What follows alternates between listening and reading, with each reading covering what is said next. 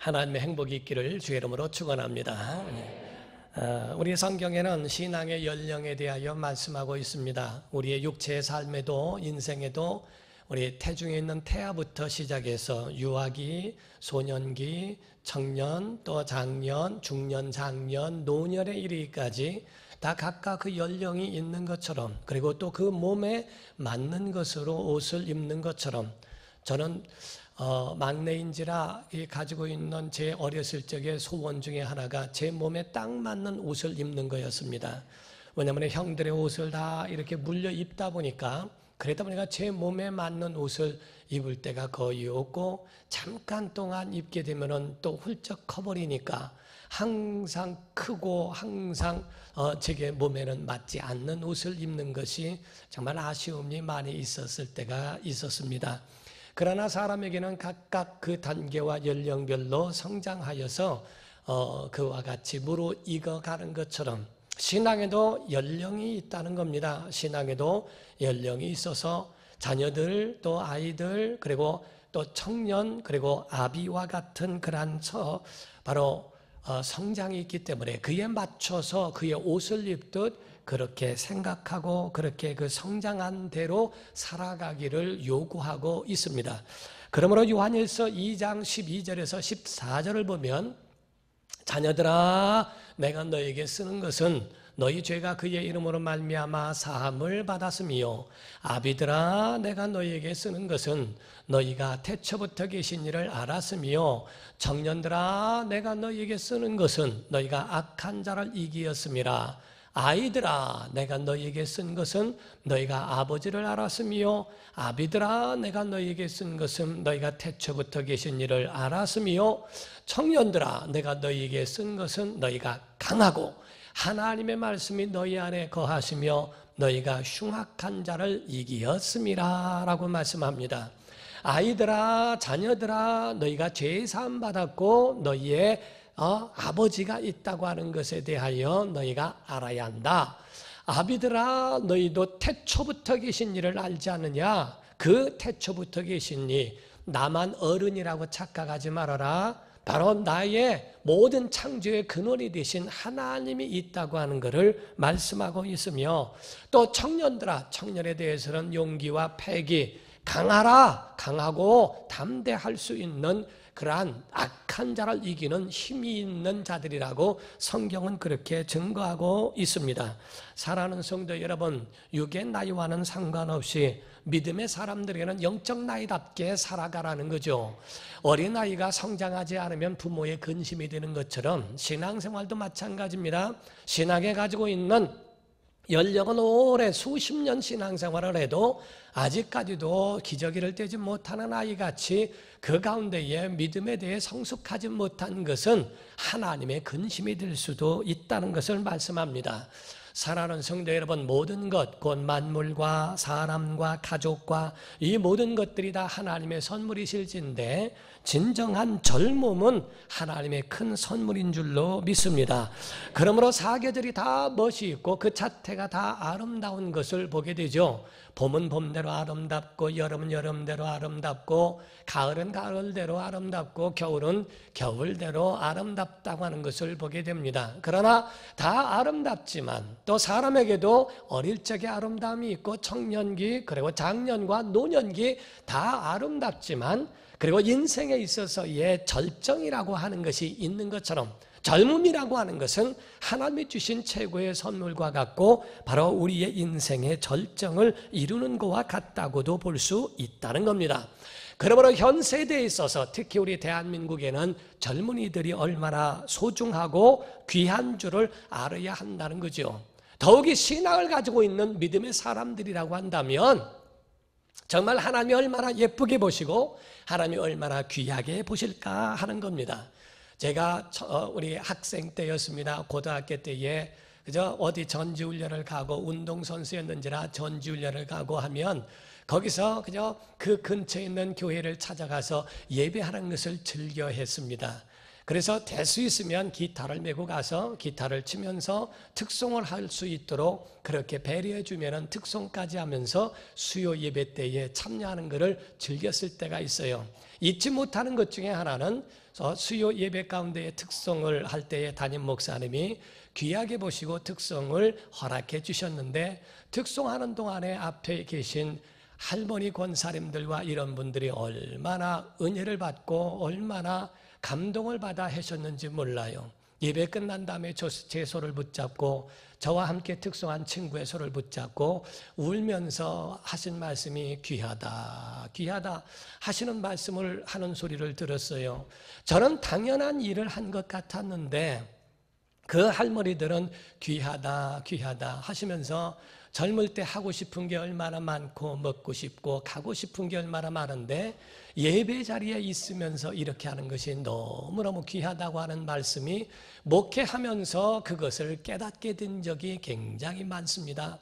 얼마나 청년들이 이와 같이 예배의 자리에 함께하고 있는 것이 얼마나 소중한가, 하나님의 기쁨인 줄로 믿습니다. 사랑하는 성도 여러분, 믿음 안에 오늘 청년들은 주의 음성을 들어야 할 줄로 믿습니다. 정말 믿음이 있는 청년들 안에 과연 지금 믿음이 살아있느냐 하는 거며, 그 믿음 안에 생명이 있느냐 하는 겁니다. 오늘날 믿음 생활을 한다는 것을 종교적 생활로 가지는 않는지, 자기의 취미 생활로 가고 있지는 않은지, 종교적으로 무엇인가 하나를 의지하려고 가는 종교적 행위에서 끝나버리지는 않는지, 실제로 하나님과의 인격적 만남 속에서 그분과의 믿음을 갖고 있는지 자기 자신의 그 믿음의 생명을 진단해 봐야 한다 하는 겁니다. 우리가 피라미드라고 하는 것에 대한 기원을 아십니까? 기원전 3000년경에 지셀이라고 하는 바로의 그 파라오가 그의 모든 이집트를 통일한 다음에 자기를 위하여 영원한 집을 만들라 해서 이모테프라고 하는 장인에게 그 자기의 죽은 후에 사후에 있어야 할 무덤을 화려하게 만들 것을 명령했고, 그것을 완성한 것이 피라미드라는 겁니다. 그래서 작은 것으로 만든 그 위에 또 위에 얹고 그렇게 계속 얹다 보니까 그가 피라미드가 되었다는 거죠. 죽은 사람을 위하여 그걸 크게 만들어 봐야 무슨 의미가 있을까? 산 사람은 살 궁리를 하고 산 사람은 후대에 대한 미래에 대하여 꿈꾸는 게 중요한 것인데, 살아있는 사람이 바로 자기 죽은 것에 대하여 명당 자리를 만들고 해서 그것이 무슨 그에게 의미가 있을까 하는 겁니다. 이와 같이 살아있는 사람은 자기 죽은 다음에 썩은 송장을 그 안에 넣는 것을, 그것에 대하여 염려할 필요가 아니라 정말 청년들이나 살아있는 사람들에게 과연 내가 무엇을 할고 그들을 위하여 어떻게 내가 처신하고 어떠한 기여를 할 수 있을까라고 하는 것을, 그것을 연구하는 것이 더 낫지 않는가 하는 겁니다. 사랑하는 성도 여러분, 정말 믿음의 사람들은 그 믿음이 과연 우리 속에 생명력이 있도록 살아가고 있는가를 봐야 한다는 거죠.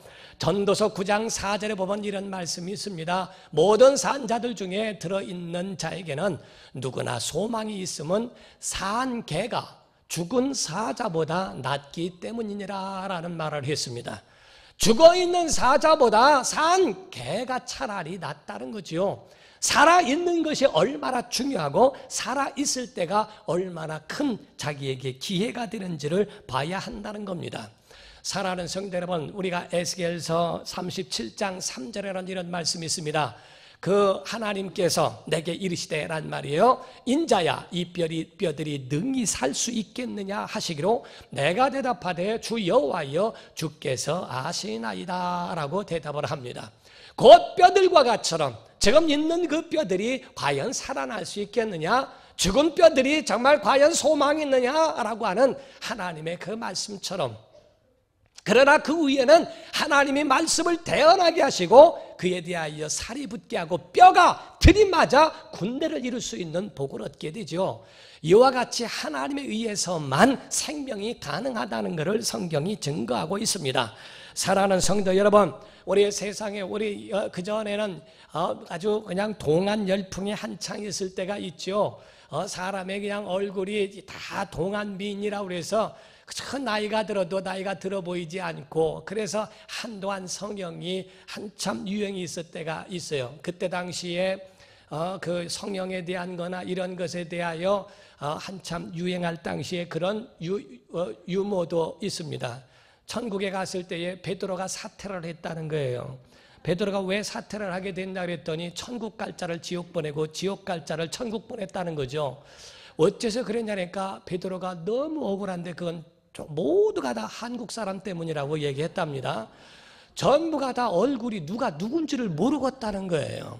성형을 해서 모르겠어 가지고 그 대조를 못 해 가지고서 그런 일이 있었다.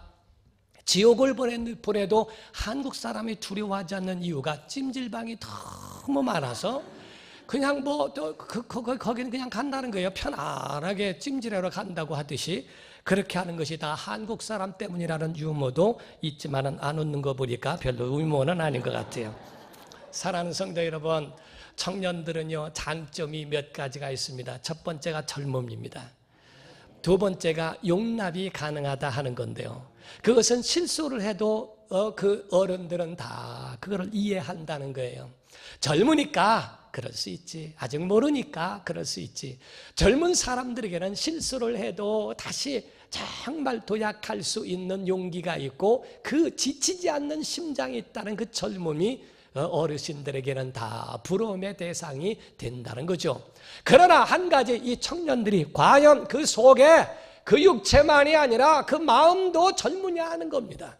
그 마음도 패기가 있고 용기가 있는 도전적인 정말 그러한 것이 살아있느냐는 것을 말합니다.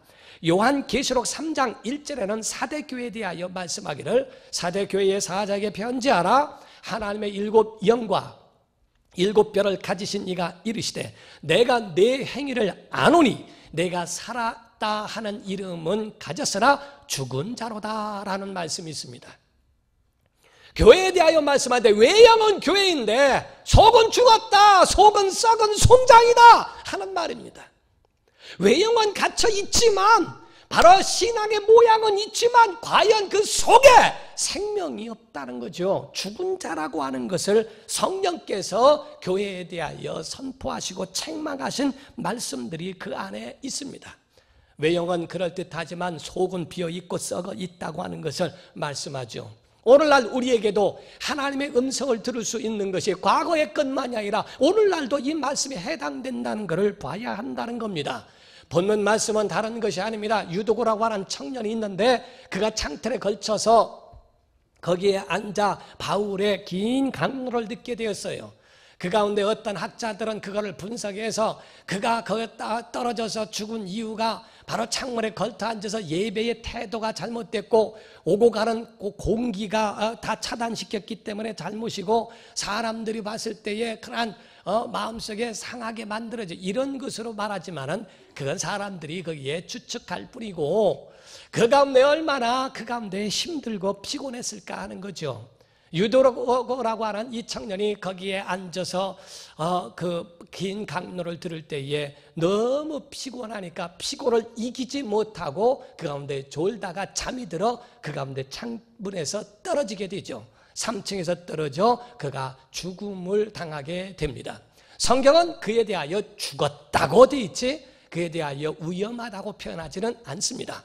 오늘 본문 말씀 9절에 보니까 말씀을 하죠. 유도라 하는 청년이 창에 걸터 앉아 있다가 깊이 졸더니 바울이 강론하기를 더 오래 하매 졸음을 이기지 못하여 3층에서 떨어지거늘 일으켜보니 죽었는지라.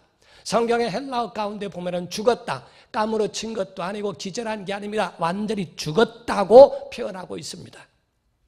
이에 대하여 우리에게 중요한 우리에게 메시지가 있는 것은 신앙의 잠이라고 하는 것이 얼마나 우리에게 잘못된 것인가. 우리가 교회 안에서도요 연세 드신 분도 졸지 않으면 하나님 말씀이 또박또박 기억하고 있습니다. 그러나 젊은 사람도 졸게 되면은 하나님의 말씀이 그 중간에 끊어져서 무슨 말인지를 전혀 모르고 거기에 하나님의 말씀에 이끌려 살지 못하는 이들도 없지 않아 있다고 하는 것을 보게 됩니다. 사업하는 여러분 얼마나 힘드십니까? 직장에서 하는 사람 얼마나 힘듭니까? 학교에서 공부하는 것도 쉬운 것은 아닙니다. 그럼에도 불구하고 예배 자리에 왔다는 것은 상당히 하나님 보실 때 기뻐하시는 줄로 믿습니다. 그러나 그 가운데 졸음을 이길 수 없을 수도 있어요. 피곤하기도 합니다. 힘들기도 합니다. 그러나 상습적으로 졸거나 하는 것에 대한 부분, 마귀의 유혹도 그 가운데 들어있다는 거죠.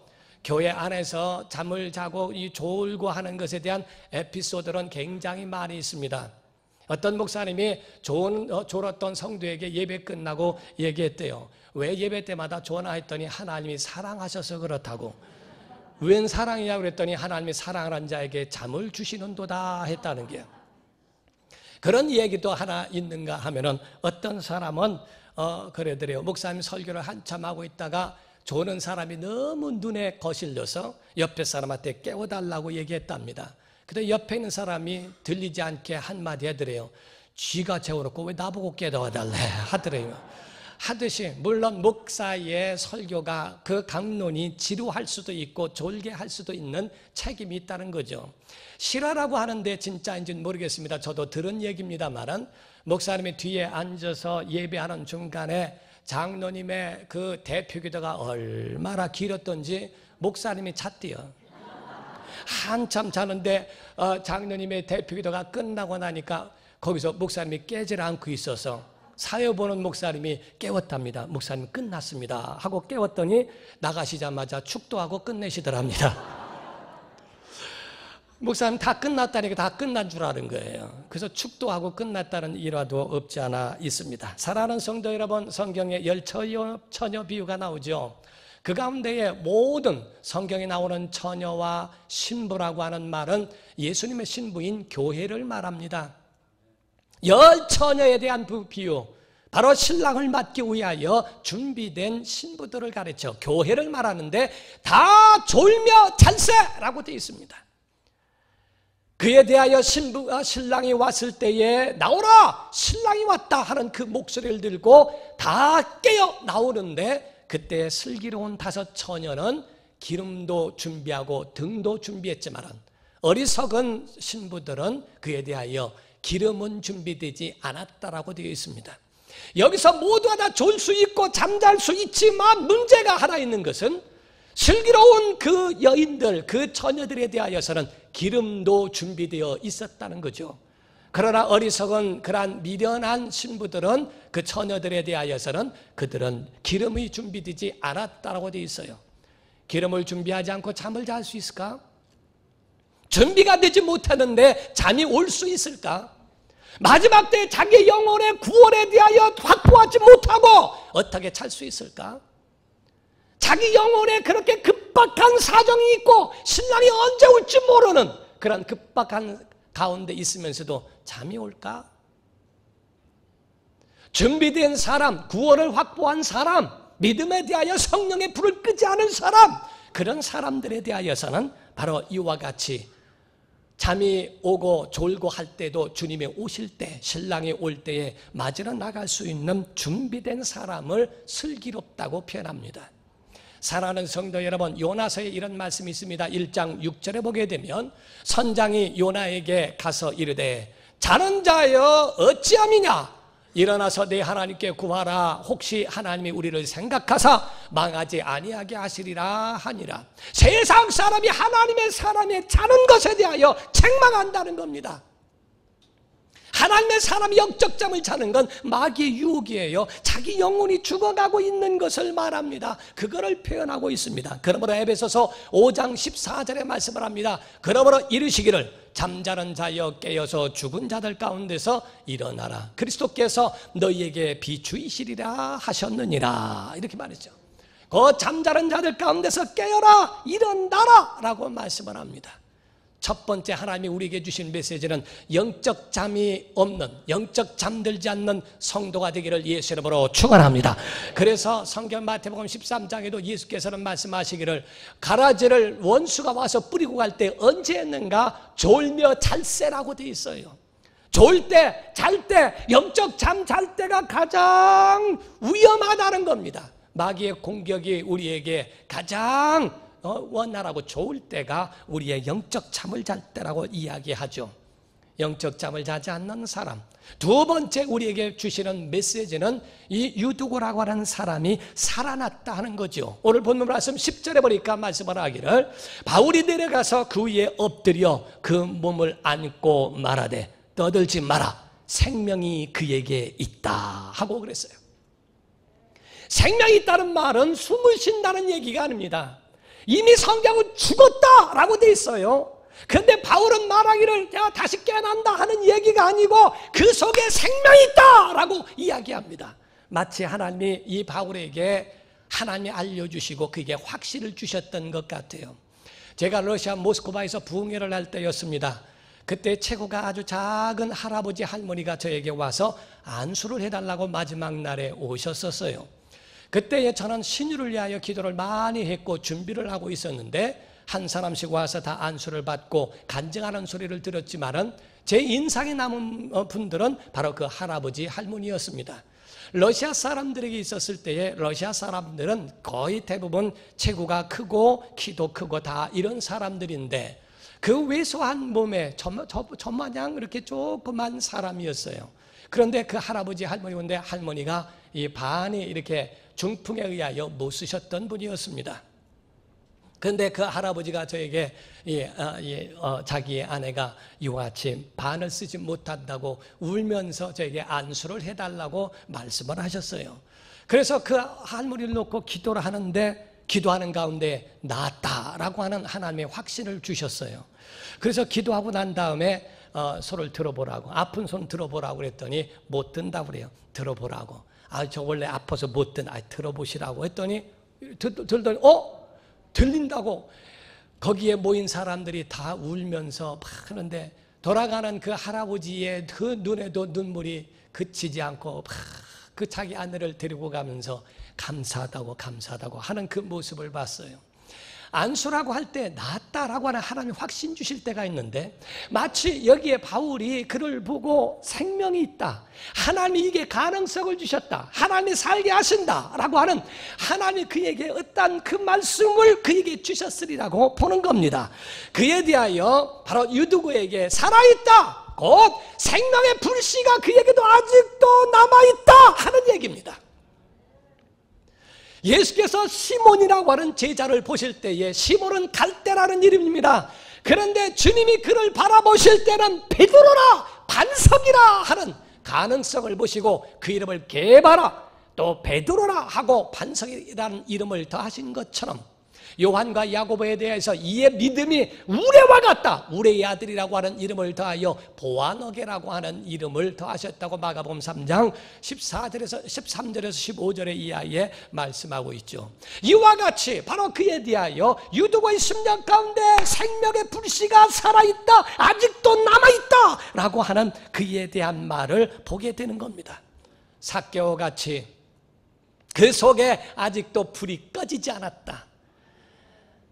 한편에는 강도는 완전히 불이 꺼져버렸습니다. 그래서 예수님을 향하여 네가 그리스도이거든 너도 구원하고 우리도 한번 살려봐라. 그의 속에는 요만한 불씨조차도 있지 않아요. 그런데 다른 한편에는 강도는 말합니다. 그 사람을 꾸짖습니다. 너와 내가 십자가에 달린 것은 이의 죄인으로 당연하거니와 이 사람은 죄가 없는 분이다. 주여 당신의 나라에 갈 때 나를 기억하소서라고 합니다. 그 속에 생명에 대한 불씨가 살아있다 이 말이에요. 오늘날 영혼이 살았으나 죽은 자들이 얼마나 많습니까? 지금 우리의 모형은 예수 믿는 그리스도인들의 모형을 갖고 있지만 속은 죽어있는 사람이 얼마나 많은가. 아니 그 속에 생명의 불씨조차도 없는 사람들이 있어요. 그러나 이 바울은 유두고에게 가서 이 작은 생명의 불씨를 감지하고 본 것처럼 38년 된 베데스다 목가의 환자에게 예수께서 내가 낫고자 하느냐, 낫고자 하는 그 불씨가 아직도 살아있느냐라고 물으신 것처럼 내 침상을 들고 일어나 걸어가라. 오늘날 많은 사람이 조금만 힘들면 좌절해버립니다. 조금만 우리에게 조금만 무슨 어려움이 닥쳐오면은 하나님이 버리신 줄로 생각하고 그에 대한 믿음을 얼마나 내려놓는 일들이 얼마나 많이 있는가. 주님은 하나님이 일하실 수 있는 통로가 이 생명의 불씨가 살아있는가 하는 겁니다. 우리가 산을 갈 때에 작은 불씨도 다시 보자고 합니다. 꺼진 것 같지만 그것이 살아있을 때 온 산을 태워버릴 수 있다는 거죠. 주님이 우리 속에 역사하실 수 있도록 과연 우리 속에 이와 같은 생명의 불씨가 살아있을까 하는 것을 우리에게 증거하고 있습니다. 사랑하는 성도 여러분, 여호수아를 하나님이 택하신 이유도 무엇인가라고 하면 민수기 27장 18절에 말씀을 합니다. 여호와께서 모세에게 이르시되 눈의 아들 여호수아는 그 안에 영이 머무는 자니 너는 데려다가 그에게 안수하라고 말씀해요. 하나님의 영이 머무는 자다. 하나님의 역사를 이룰 수 있는 그 10년 가운데 하나님의 통로가 있다. 하나님이 역사하시고 일하실 수 있는 그분의 능력이 그 안에 있다는 거죠. 미국의 오클라호마라고 하는 주에 그 안에 작은 시골 마을에 교회가 있었대요. 어떤 목사님이 거기에 부임해가지고 가서 내가 여기 부임했습니다 하고 성도들을 다니며 신방을 했답니다. 주일에 교회 오세요. 제가 여기 부임한 목사입니다 하면서 다 다니며 신방을 했는데 주일에 보니까 아무도 안 왔더라는 거예요. 거기에 실망한 나머지 그 목사님이 지방신문에다가 거기다가 크게 냈답니다. 우리 교회가 죽었으니까 장례식에 오라고. 주일날 장례식이 있으니까 장례식 때 오라고. 그랬더니 그 교회에 소속된 사람들은 마음에 찔려 교회도 장례식을 하는가? 놀래가지고 어떤 일이 있는가 찾아왔다는 거죠. 예배 가운데 다 왔는데 성들이 왔을 때 관을 한 개를 놓고 난 다음에 미국 같은 데는 거기에 사람들을 보거든요. 그러니까 그 관을 열어놓고 난 다음에 누가 죽었는지 와서 다 조문을 하시라고. 그랬더니 한 사람씩 와서 조문을 하는데 그 관 속에는 거울이 있어서 그 사람이 바라보는 그 사람들의 얼굴이 다 비춰지는 겁니다. 사람의 육체는 살아있지만 영이 죽었다는 거죠. 하나님이 역사하실래야 그 속에 생명의 불씨가 없다는 거예요. 하나님이 역사하실 수 있는 통로가 그 안에 하나님의 영이 머물 곳이 없다는 것을 말하는 거죠. 사랑하는 성도 여러분, 우리 안에 정말 어떤 것이 있어야 할까? 첫 번째, 여러분들이 받아야 할 메시지는 영적 잡을 자서는 안 된다는 것과, 두 번째는 여러분 10년 가운데 불을 꺼도 아주 꺼지지 않는 생명의 불씨가 있기를 주 이름으로 축원합니다. 세 번째로는 바로 이와 같이 하나님의 교회는, 하나님이 세우신 교회는 하나님의 위로의 역사, 이 불을 붙이는 역사가 있어야 합니다. 사도행전 20장 12절 오늘 본문 말씀 12절에 보면은 사람들이 살아난 청년을 데리고 가서 적지 않게 위로를 받았더라. 생명의 역사가 교회 안에 있고 그 위로하는 역사가 있어 꺼져 있는 그러한 작은 불씨가 생명을 얻어 큰 불을 일으킬 수 있도록 하는 것이 교회여야 한다 하는 말씀을 말합니다. 사랑하는 성도 여러분, 어떤 통계를 보니까요, 18살 이전의 믿음 같지 않으면 그 이후에는 하나님께로 돌아오는 확률이 많지 않답니다. 어렸을 적에 예수를 믿는 사람들이 성장한 다음에도 돌아오는 것인데, 오늘날 믿음의 선진들이 잘못 가르친 경우가 많다는 거예요. 오늘날 청년이 없는 이유 중에 하나가 그 중에 하나라는 겁니다. 18살까지는 야, 너 교회 가지 말고 공부해라, 학원 다녀라. 분반 공부도 다 없애버리고 교회에다 얘기한다는 거예요. 뭘 그렇게 분반 공부로 많이 붙잡고 있느냐. 학원 가야 되니까 빨리 끝내고 보내라. 교사도 마음에 분반 공부도 하지 못하게 하고 그냥 보내고 하는 그러한 학부모나 그 교사들조차도 분반 공부에 대한 부담감이 있다는 거예요. 빨리빨리 학교 보내고 다 학원 보내서 이렇게 해서 다 대학 가면 하나님께로 그때 여유가 되면 돌아오겠지.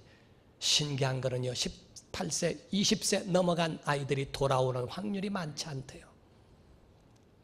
어렸을 적에 믿음을 어떻게 가지게 하는가? 소년기 때에, 청년기 때에 어떤 믿음을 갖고 있는가? 정말 과연 그 속에 생명 있는 믿음, 살아있는 그 믿음을 그 속에 가지고 있느냐 하는 겁니다.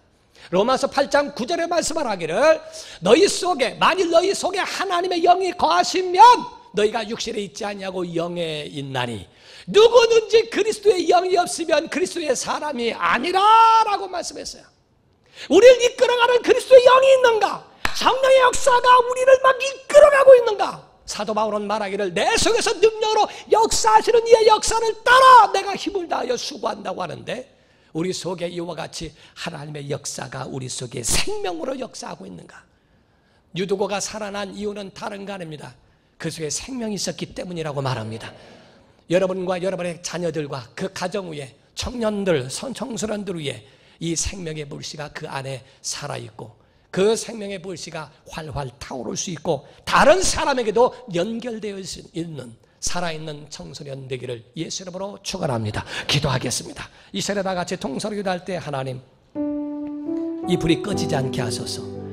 청년들의 마음에 이 불이 꺼지지 않게 하시고, 우리 소년들, 우리 대한민국이 이 불이 꺼지지 아니하도록 나라를 사랑하는 마음, 가정을 사랑하는 마음, 영혼을 사랑하는 이 마음이, 이 불이 꺼지지 아니하도록 주님, 이 생명의 불이 우리 안에 있도록 도와주옵소서. 다 같이 간절한 마음으로 통성으로 기도하시겠습니다. 살아계신 하나님 아버지, 하나님의 은혜와 사랑과 그 은혜가 우리 사랑하는 모든 교우들에게 임하게 하여 주시기를 원합니다.